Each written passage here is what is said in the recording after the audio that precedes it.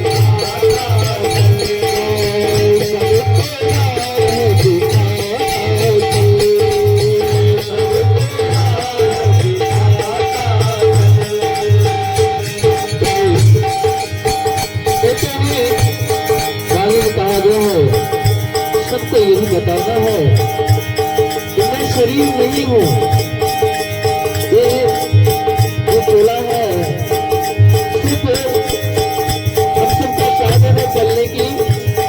तो जो आत्मा है, आत्मा से आत्मा को कह रहा है बेटा मैं शरीर नहीं हूँ, मैं देह नहीं हूँ, देह नहीं आत्मा हूँ। सबको पहचान कराओगे हम सब आत्मा है, परमात्मा का संतान है। सभी को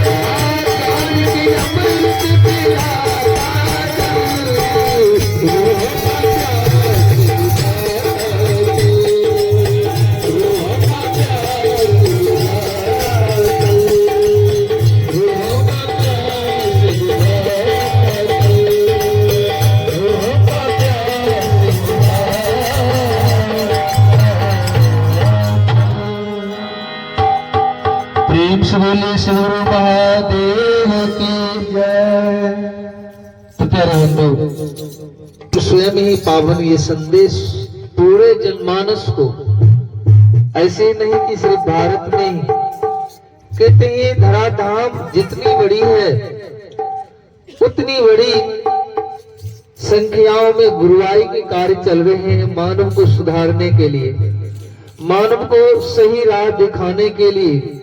तो स्वयं शिव कहते हैं वो पावन संदेश सबको सुना रहे हैं कि मानव जागो, जग को जगाओ, ये आत्मा की दो पहचान, दुखी को सुखी बनाता चल, ज्ञान की अमृत उलाता चल। कष्ट हो या कठिनाई, कठिनाइयों से तुम डरो मत, निर्भय होकर चलो। डरना किस बात से और किससे डरना है? सबसे बड़ी डर तो मौत होता है। अब मौत तो एक दिन आना ही आना है, इसीलिए डरना किस बात का? इतना तय है कि हम सबको जाना है, पर पता नहीं कब जाना है। इसलिए जितना दिन तक हमें समय मिला है यहाँ रहने की, तो शुभ कार्य करते चले।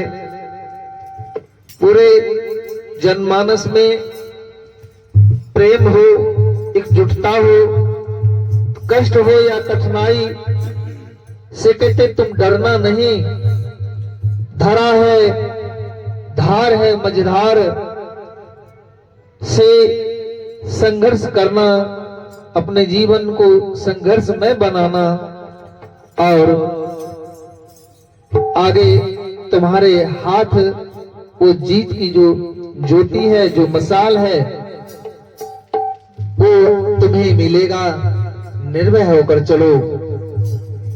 तो सिर्फ योनि प्राप्त कर लेने से नहीं, सिर्फ योनि मनुष्य की प्राप्त कर लेने से नहीं, कहते ज्योति होगी, जीत होगी, ये जिंदगी की जीत होगी। यह जिंदगी की हर डगर पे लौकिकता हमें बनाना है, मानव का परिचय दिखाना है कि मैं मानव हूं। और जब तक हमें मानवीय परिचय नहीं होगा, तब तक हम पुण्य कार्य नहीं कर सकते हैं। हम और आपके अंदर मानवीय परिचय होना चाहिए कि मैं मानव हूं। मानव का काम है एक दूसरे मानव को समझना। तो माता पिता की पुत्र होता है, पुत्र कहा करता है कि तुम अकेले नहीं हो, शिव ही माता है, शिव ही पिता है। वो शिव स्वयं कहते हैं कि पुत्र तुम अपने आप को अकेले मत समझो, मैं तुम्हारे अंग संग चलता रहता हूं, क्योंकि मैं तुमसे दूर हो ही नहीं सकता हूं। तो कोई भी माता पिता अपने पुत्र को शरीर से दूर कर सकता है, लेकिन आत्मा से दूर नहीं कर सकता है। हम सब शरीर धारण करके संसार में आए हैं और उस परमात्मा का अंश है। बेशक वो परमधाम में कहते हैं वो परमात्मा का जो जड़ होता है ऊपर के भाग होता है। हम सब जड़ जो लगाते हैं, वृक्ष लगाते हैं, तो जड़ नीचे होता है और शाखाएं उनका ऊपर होता है। लेकिन परमात्मा के जो आध्यात्मिक कोण से जो परमात्मा का संसार है, उनका जड़ ऊपर होता है और शाखाएं नीचे होता है। तो हम सब उसी शाखाएं की डाल और पात हैं। थोड़ा थोड़ा सा पुण्य क्षय होता है, हम नीचे टूट करके गिर जाते हैं। तो पुनः उस डाल में, उस शाखा में कैसे लगेंगे, उसके लिए हम सबको प्रयत्न करना चाहिए। कहते पुत्र तुम मजबूती के साथ आत्मविश्वास के साथ हम तक पहुंचने की संघर्ष करो, मिलने की उत्साह अपने हृदय में रखो। आज नहीं कल पुनः फिर मिल जाएंगे। तो शंख समुदा बिछड़ा, घर घर दाह बजंत, घर घर में वो शंख बजता है पूजा पाठ में। कहते शंख समुदा बिछड़ा, घर घर दा वजंत, घर घर में वो बजता है। वो कहता है कि हे प्रभु हम आपसे बिछुड़ गए हैं, पुनः कब मिलन होगा। वो पुकारता रहता है। हम जनमानस भी वैसे हैं, गली गली में तीर्थ में जाकर के उसे आवाज लगाते हैं, ढूंढते हैं, ढूंढने की प्रयास कर रहे हैं। तो कहते एक ना एक दिन, कहते अंग यवा हो तुम ही नयन में, कहते अंग यवा हो तुम ही दो नयनों में, भरा है तुम पर आज दोनों ये आंखें जो है ओझिल हो गया है, मैली हो गया है, जो उस शिव का दर्शन नहीं कर पा रहे हैं। कहते हैं इस आंखें के ऊपर जो माया की पर्दा लगा है, उस माया के पर्दा को हटाओ। तो वो माया के पर्दा तभी हटेगा जब हम योग लगाएंगे, ध्यान में बैठेंगे, भजन में बैठेंगे और भजन को सुनेंगे। हम श्री शिव महापुराण से पहले भी बोले, कहते हैं कुछ भी ना मानव को करने आए, ना ध्यान करने आए, ना पूजा पाठ करने आए, ना भजन करने आए। तो कहते हैं मानव, सूत जी कहते हैं कि मानव का कल्याण कैसे होगा जो पाठ पूजा ध्यान भजन सत्संग में भाग नहीं लेता, उसका कल्याण कैसे होगा। कहा वो चलते फिरते संसारिक कार्य करते, अगर उनके कानों में शब्द सुनने के लिए आ जाए, शब्द पहुंच जाए और प्रिय से उसे सुने, तो कहते हैं वो घर बैठे ही सत्संग का लाभ ले सकता है और तर सकता है, मुक्ति हो सकता है। तो पूर्णतः निश्चय तुम कर लो, हम सब पुनः उसी में लय हो। ऐसी हम सबको प्रयास करते। कार्य जब उत्साह के साथ किया जाए, कोई भी कार्य हम उस संसार कर भी करते हैं, या घर में बहन लोग भोजन बनाती है, तो भोजन बनाने की भाव में अगर उत्साह होता है, आज अच्छा बनाना है, आज मेहमान घर में आने, तो कोई भी वस्तु अगर आप बना रहे हैं तो वो उत्साह के साथ बनाया जाए तो वो स्वादिष्ट हो जाता है, क्योंकि उसमें भाव भर जाता है। तो जहां भाव होगा वहीं भगवान आएंगे, जहां अभिमान होगा वहीं वो राक्षस पदार्पण करेंगे। तो हम सब के अंदर भाव होना चाहिए, निश्चय कर लेना चाहिए कि आखिर सांस तक अपनी हौसला को खोएंगे नहीं, छोड़ेंगे नहीं। हम एक ना एक दिन जरूर मिलेंगे। जब हमारा दृढ़ विश्वास होगा तो गुरु शिव आज नहीं तो कल वह निश्चित दर्शन देंगे और हमें इस संसार के जाल से छुड़ा करके अपने धाम को ले जाएंगे। इस संसार के जाल से छुड़ा कर। तो प्यारे बंधु, हम सब इस संसार के जाल से निकलेंगे। हम सबको प्रयास करते रहना चाहिए और विश्वास करना चाहिए गुरुदेव पर। तो हमें आज नहीं तो कल गुरुदेव ले ही जाएंगे। तो प्यारे, जब कभी असहाय हो, आशा ना बुझाए, कोई दिखाई ना दे, अब कोई मार्ग ही नहीं है, कहते उस समय हमारा स्नेह केवल परमात्मा के प्रति होना चाहिए, संसार के प्रति नहीं, माता पिता के प्रति नहीं। ये जो संसारिक माता है, ये समाज के प्रति नहीं, ये धन के प्रति नहीं।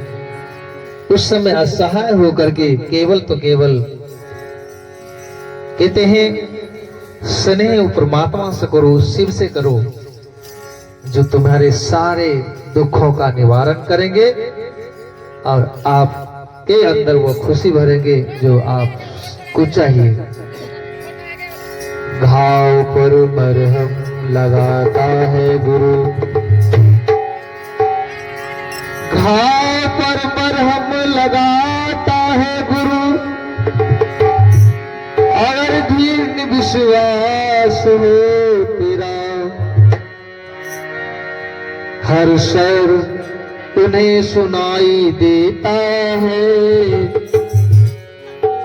हर कष्ट दिखाई देता है।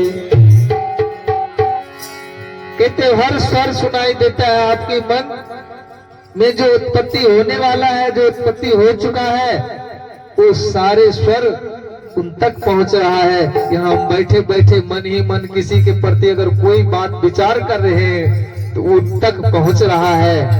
आप चाहे खोल कर बोलिए या मने मन बोलिए, उन तक पहुंच ही जाता है। आप कहिए चाहे नहीं कहिए, आपके अंदर उत्पत्ति हो रहा है या उत्पत्ति हो गया है। कहते हो वो शब्द को सुन रहे हैं, तो शिव ऐसा है। तो आओ पुनः भजन का ही आनंद लेते हैं भाई। गणेश के द्वारा निवृत्त नगर से